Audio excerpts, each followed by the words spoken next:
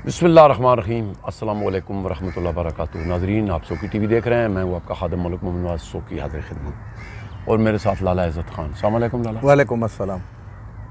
लाला जी ये दसो, अज दो सवाल हैं। एक तो नवाज शरीफ साहब फरमा रहे सन कि जेड़ा इन्होंने रद्दी की टोकरी में सुट दिता जेड़ा काउस सी। दूसरा, शहबाज शरीफ ने फरमाया कि कोर्ट में काली भेड़े बैठी हुई हैं। यार इंतहाई दुख लगा। तीसरा, मेरा ख्याल है वो खबर मनीका तो अलावा और दुनिया ना कोई कम नहीं। सारी मीडिया भी उधर लगी हुई कई अरसे तू निकली शह कख भी कोई नहीं। उसने ए कर दिता, उसने ए कर दिता। जेडे वकील होन के PTI दे के दुए वो बाहर आन के देख रहे होने इंसाफी कैमरे केड़े वेले ला सुन। इन्होंने भी यही टिकटॉक वाले कम रह गया। की कहना चाहते हो? त्रै सवाल मेरे। बहुत मेहरबानी मलिक नवाज साहब।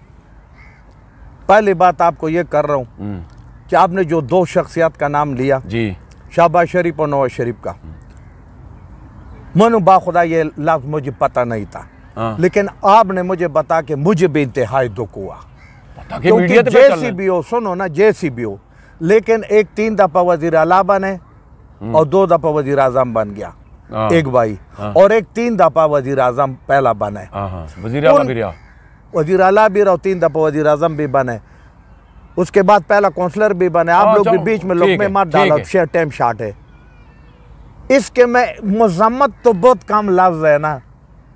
कहते जैसी मुँह इस तरह चपेट। इनकी हैसियत ही नहीं था वज़ीर आज़मी का। बात सुनो, इनको पूरा 25 करोड़ अवाम का दावागीर है। ये एक रोल मॉडल होना चाहिए। इनके अल्फाज में शाइस्तगी होना चाहिए, खूबसूरती होना चाहिए। चाहे वो फैसला ये दिल से न भी माने तो ये कहते चूंकि अदालत का फैसला है, हम बासियत वज़ीर आज़म या वज़ीर आला बोझल दिल के साथ कबूल करते।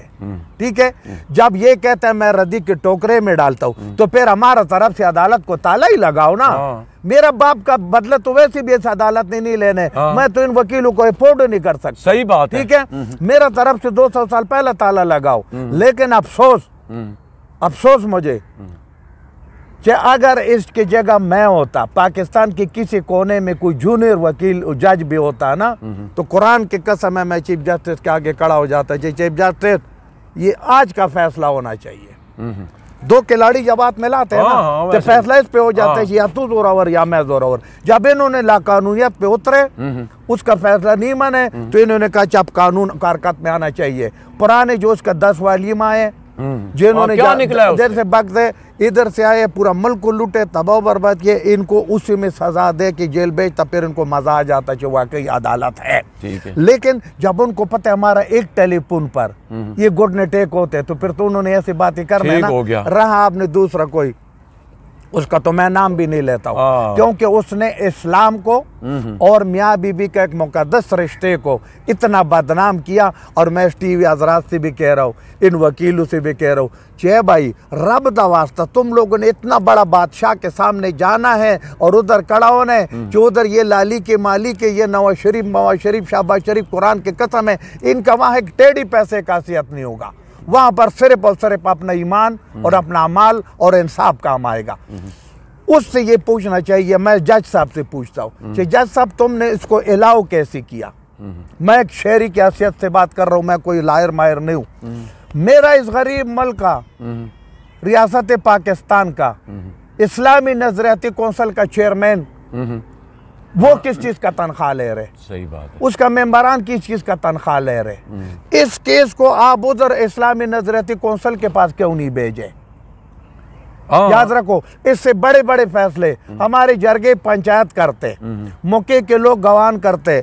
आपने पहला जज साहब ये क्यों नहीं किया कि किसी अलिम फाजिल आदमी को जो मुफ्ती जो फितवे दे रहे कि भाई इस्लाम की रूह से इसका क्या मामला बनते? ये हमारे जजों को तो जनाब इस्लाम के बारे में इतना मालूम भी नहीं है। क्योंकि सुनो, शरीयत का मसला है ना, शरीयत का मसला है। शरीयत के बारे में आपने कुरान और हदीस की रोशनी में फैसले करने। इनका तो अंग्रेजी पे अबूर है। इन्होंने तो अंग्रेजों ने रटा रटाई कानून दिया। यार चीजें जरा बनाने ने झूठा सच्चा उस जब जरा भी तक कहते हैं मिलाड और मिलाड, वो बातें करते हैं और अंग्रेजी बोलते हैं। 90% पाकिस्तान में लोगों को अंग्रेजी आता नहीं है, बल्कि वो जो वकील है उनको भी खुदा की कसम नहीं आते, लेकिन सिर्फ किताबें पढ़ के। बात ये, फिर इस मुल्क में बड़े बड़े आलिम है। तीसरी बात ये कि घर के आदमी है वो 6-7, मियाँ बीबी नंबर 1, 2 जवान बेटी नंबर 2, शादीशुदा 2 या 3 से ज्यादा जवान बेटे, डॉक्टर अलिम पाजिल लोग, उनको सबको इकट्ठा बुलाए।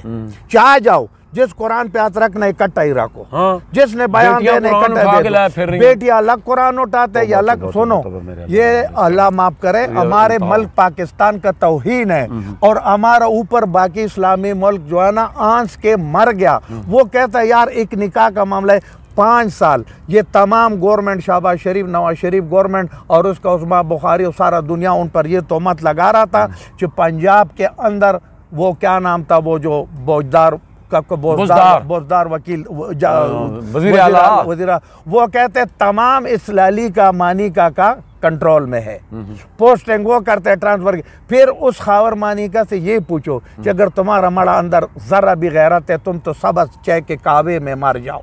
क्योंकि ऐसे हमारे पख्तूनों के इलाके में तो इस बंदे को हम पुश्तों में बोलते उसको तलाकी, उसका तो हम नाम लेना नहीं चाहते क्योंकि माशरे में गन पिलाते। फिर इसने अपना जुबानी बोले कि दुनिया में कोई पाकीज़ा खातून है तो बुशरा बेगम है।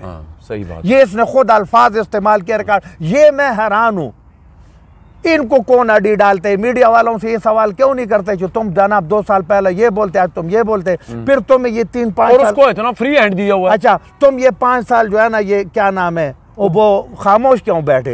ठीक है, जब तुमने इतना उसकी गवाही दी कि बड़ा पाकीज़ा औरत है, बड़ा ये जनाब साबिक वज़ीर आज़म का खातून अव्वल भी तुम लोगों ने बनाई दिया, किसी ने उसको पीरनी भी बना दिया। फिर तुम लोगों ने कहा कि जनाब उस पे लोगों ने, बड़े बड़े एंकरों ने ये गवाही दिया, उस अभी इब्राहिम ने और एक और ने, उन्होंने कलमा पढ़ा कि जब तक निकाह से पहले इसके और इमरान खान साहब के दरमियान पर्दा होता, चादर होता।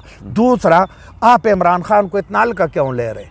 इमरान खान दुनिया का वो शख्सियत है कि वो इतना लूज काम, जब से इतना मजबूत ईमान है कि रब की कसम है, मड़ा उसने तो हमारा सारा केबला दुरुस्त कर दिया।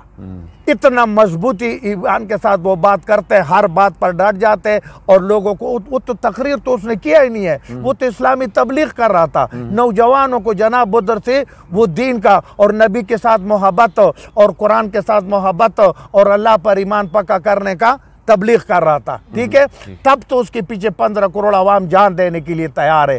दूसरा, उसने जो इंसानियत का खिदमत किया, 10-10 रुपए मांग के जमीन पर बैठ के अस्पताल बनाना, स्कूल बनाना, कॉलेज बनाना, खिदमत करना।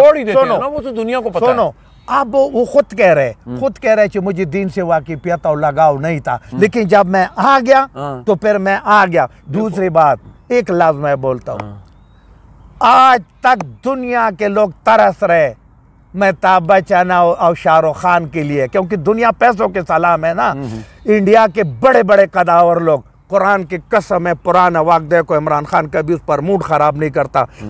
इमरान खान दुनिया के सफ़े अव्वल का लीडर है, दुनिया का सफ़े अव्वल का लीडर है, और ये कदावर शख्सियत उसके गले का अड़ी बन रहे। ये लोग कहते हैं हमारा तरह टकमार आदमी चाहिए कि इसके ज़मीन पे कब्जा, इसके ज़मीन पे कब्जा, इस पे कब्जा, इस पे कब्जा, पैसे सारे ले जाओ, इनको माफ़ी नहीं है। ये तमाम जो है ना, पहला ये वो पनामा लीक था, अब ये तमाम दुबई लीक है। ये दुबई लीक छोड़ के बचे हैं, ये इमरान खान के पीछे लगे। बस अजान का टाइम हो गया, मजीद मेरा मुँह न खोलो, आपके बड़े नाज़रीन, अजान का टाइम हो रहा है। नेक दुआओं के साथ हमें दीजिए इजाज़त। अपना बहुत ख्याल रखना। अल्लाह सोने दे वाले।